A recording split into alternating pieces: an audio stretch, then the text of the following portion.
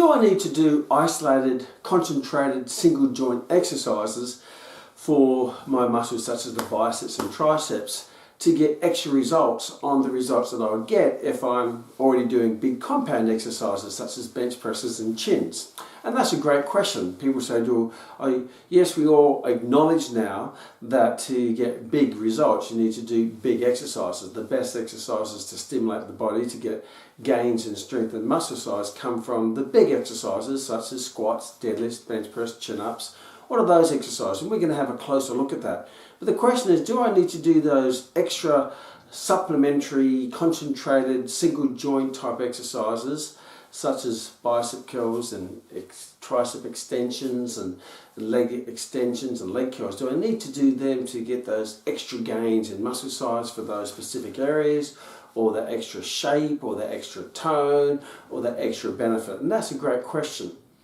So let's have a look at that question and why big exercises give you big results from an anatomical, physiological and endocrinological point of view. First of all, let's just have a look at the systems of the body that's involved in strength training. First of all, you have the nervous system. And the nervous system consists of the central nervous system, being the brain and the spinal cord, and the peripheral nervous system of all the nerves that go out. So that's really the electrical network within the body that drives the muscles, because then you have the muscular system, which is obviously all your muscles, and that does the work. So the central nervous system, or the nervous system, stimulates the muscular system to generate force through the muscles that pull on the bones, which is the skeletal system, to create movement against load and weight. Now that in turn creates a stressor response on the body. It puts it under pressure, and when your body's under pressure, then it will also activate the hormonal system or the endocrine system to release the hormones in the body to help the physiological process to perform the work that's required, but also to create a hormonal environment so the body will recover, regenerate and adapt and overcompensate and get stronger and bigger. So if that load is expressed in the body again, then the body is better prepared for it. That's called the adaptation phase, or progressive overload and adaptation, which stimulates the overcompensation or supercompensation process, which is the foundation of all training. So it's really important not to just look at the muscular system, but it's also the nervous system, the skeletal system, the muscular system, and most important, what most people forget, is the endocrine or the hormonal system, because that's the system that actually causes the physiological change in the body to put on muscle size. So let's have a look at why we say that big compound-based exercises are better than isolated, small supplementary exercises. And the obvious reason for that, one of the reasons, is because A, they're more functional. It means they replicate daily life activities far better than isolated exercises. So therefore, because they involve the joints and the biomechanics and the position and the speeds in a way that are similar to daily life, you're going to get a great transference of performance and gains from the exercise into your sport, into your life, into your quality of life, or whatever that might be, or into your occupation. So if you want to get strong for life or strong for sport, then do big compound based exercises such as squats and deadlifts and lunges and bench presses and chin-ups and rows and dumbbell rows and all of those types of things. And I think the more muscle involvement, the more joint involvement in a position that replicates daily life activities, then that's going to get a greater transference. Until the stage where you get so, how can you say, complicated in your functionality, it becomes dysfunctional. And that happens when we start doing single leg squats on fit boards, hanging from the ceiling on a rope with a dumbbell swinging around. So, well, that's really complex and really compound. However, it's so complex and so compound, and it's actually now become dysfunctional. So it goes to the other end of the scale. So you've got to be careful that you don't go to that extreme of complexity, because then you won't get the transference back to the norm, which is how life functions. Now, the other reason why we say big exercises give you big results, because with doing big compound-based exercises, you'll put your body in a stronger position to lift a stronger weight to get a stronger benefit. It means that you're basically in a stronger position, using more muscles, more joints to perform the movement. And with that, you're going to be able to lift a heavier load. Because you're lifting a heavier load, which is the lower place in the body, then the body is going to have to activate more muscle involvement. Now that's two parts. There's intermuscular involvement, which is just more muscles overall, because you've got more joints and more muscles to move, plus intramuscular involvement means you're going to activate more muscle fibers within the muscle itself. So with bigger loads, you're going to put a greater driving force on the nervous system. Because you have to overcome a bigger load, you need more muscles to overcome that load. So the nervous system will fire more muscles. So your central nervous system, that neuromuscular stimulation will be increased. So the nervous system will stimulate the muscles to recruit more motor units, it means more fibers, and a greater frequency of motor units, meaning that you're going to have more of a firing rate, a greater intensity of activation within the muscle itself. So big exercises, such as compound exercise, will activate more muscle overall to perform the movement, and more muscle fibers in the muscle itself. And EMG, electromyographical research has showed that when you're looking at, say, Signoro looked at the muscle activation in the quadriceps doing a squats versus leg extension and with a 10 RM, and found that you got more muscle activation in the quadriceps doing a squat than you did doing a 10 RM in a leg extension. So even though a leg extension is isolated and you get the burn and your head's close to it because you can see it and you feel that it's more intense, actually it's not. You actually get more muscle activation in doing a squat. And because there's more muscles being activated, more things going on, and it's less concentrated, you probably don't feel it as much as if you're doing an isolated leg extension exercise. So number one, you get more neural drive from the nervous system. Number two, you get more inter and intramuscular activation in the muscle itself.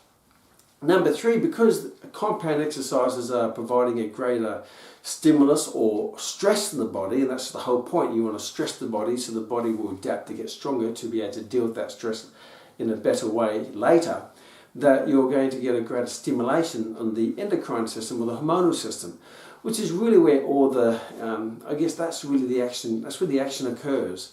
Because when you stimulate the muscles and you put a stress in the body, that stimulates the endocrine system to release the action hormones and the anabolic hormones and sometimes catabolic hormones, depending on what state that you're in.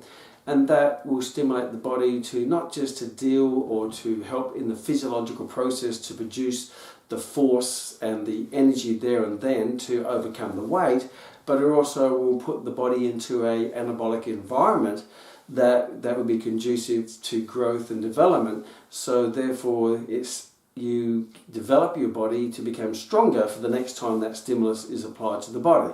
That's what we call the supercompensation or the overcompensation process. Means if it's like forming a callus. If I put stress on the hand there, I remember in my 15 I was in the junior gymnastics team and I used to form all these calluses on the hands from doing the high bars and the rings and the pommel horse, because I was putting all the stress on my skin. Then I had a rest and the skin got thicker, and I put stress on it and got thicker. I got stress on it through the activity of doing gymnastics, and some people get calluses from labour or whatever it might be. It means the body will adapt and overcompensate and put a thicker layer of skin there to protect it from that stress next time that's applied to the body. And the body is that. We do this in a controlled fashion in the gym. We apply a load, the progressive overload principle, as my body adapts to the previous load. If I want to continue to progress the body, I need to increase the load in that body. That way the body will get stronger, will overcompensate, and inch by inch over time we get stronger and put on muscle size. So basically what happens in between the stimulus and the next time I provide the stimulus is where the body starts to recover, regenerate and overcompensate. And that's where the endocrine system comes into play to release your anabolic hormones such as human growth hormone and testosterone in the body to make it stronger. It will also adapt it through the nervous system too by increasing the efficiency of the nervous system, by increasing the nervous system's ability to activate more motor units, to fire more motor units, and to preferentially activate the fast-twitch motor units to overcome heavier loads. So the body is an amazing organism that will adapt if you keep providing that load. And you progress it will get stronger and stronger and put on muscle and increase joint stability and all those great benefits that we get from strength training. So the other aspect is, if you put in there, is that if you're doing a compound exercise such as a bench press, yes, you're working all your chest muscles, your pectoralis major and your deltoids, but you're also working all the backs of the arms and the long-headed bicep, because that goes across the shoulder joint, and the tricep because I extend the elbow. If I'm doing a row, then I'm working all the muscles in the back, the latissimus dorsi, the teres major, as well as my deltoid in extension of the shoulder, as well as activating my biceps, brachii, brachialis and brachioradius that flex the elbow. So when you do compound exercise, you don't just activate those big muscles, but you're also activating the assistant muscles or the assistant target muscles of the other limbs to perform the exercise. So not only do you get work in the target areas, but you also get lots of work in the supplementary areas, which you may not be targeting as much, but indirectly you are without even knowing it. For example, if I do a chin-up, what muscle is going to fatigue first, the bicep or the latissimus dorsi? Well, the chain is only as strong as its weakest link, in an anatomical sense as well, so therefore the bicep's a small muscle, the latissimus is a big muscle, the load's the same, I'm lifting my whole body weight, therefore which muscle is going to fatigue first? Of course it's going to be the bicep. So even when I do a chin-up, I get really a greater potential activation in my biceps brachii than I do in my latissimus dorsi. So yes, I'm doing the chin-up to target my back, but really indirectly I'm getting a greater potential activation into my biceps. Same when I do a bench press, it's my tricep that will tend to fatigue before my pectoralis major. So even when you're doing the big exercises, the muscles that get the most work relative to their size is the small muscles. So if I'm getting stronger doing a row or stronger doing a bench press, yes, I'm going to get stronger in my pecs and the delts, and I also get stronger in my tris and my biceps.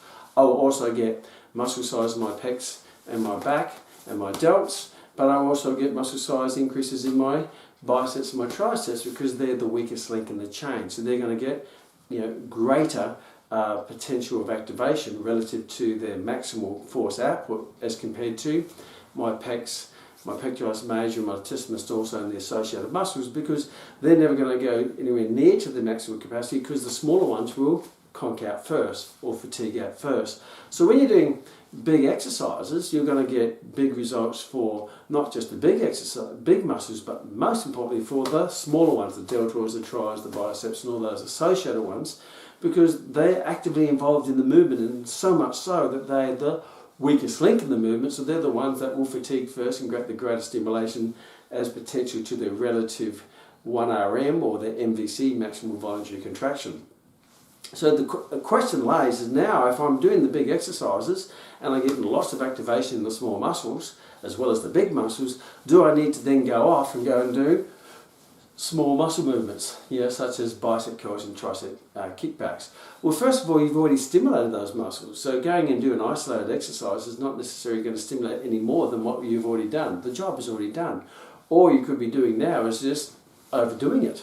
So that overdoing it, particularly if you do the arms on a different day than the chest. Some people do chest on Monday and shoulders on Tuesday and back on Wednesday and biceps and they break it all up. But what they don't understand is the whole body is connected. So I can't separate my pecs from my triceps, or I separate my pecs from my shoulders or my biceps, because they're all connected. They all work together.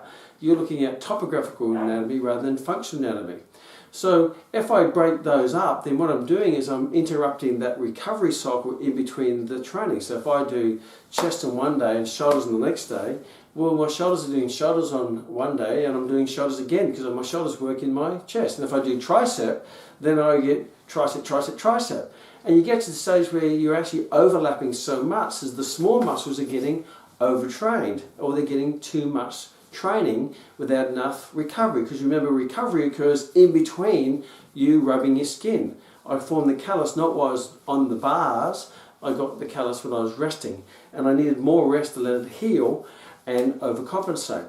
So splitting the body up and doing extra little exercises, supplementary isolated exercise, many times can intervene in the recovery process that will lead to overtraining, that leads to diminishing returns, hitting a training plateau, eventually losing strength, and ultimately injury, because it's not even the muscles that get the injuries, it could be the joints too, because every movement with the load puts a stress on the joint.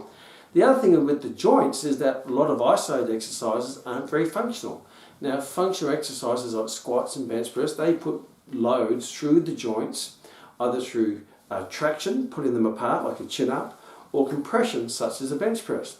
But when you do isolated exercises, such as flies or bicep curls, the load's at the end of a long lever, and it goes across the joint, and that causes what we call shearing forces. So there's a potential risk of excessive wear and tear on those joints by doing isolated exercises, because all isolated exercises, from my mind, aren't functional, and they don't put the load through the joint, they put the load across the joint, such as this, or leg extensions. And that could increase your shearing forces through the joint, patellofemoral compression forces in the knee joint, as research shows in doing a leg extension, and that will lead to wear and tear on the joints. Now, I myself, I've been training all my life, and a lot of my joints are pretty well not so good from a lot of the activities I did in my younger days when I was an avid bodybuilder, driven by emotion. More's better, more's better.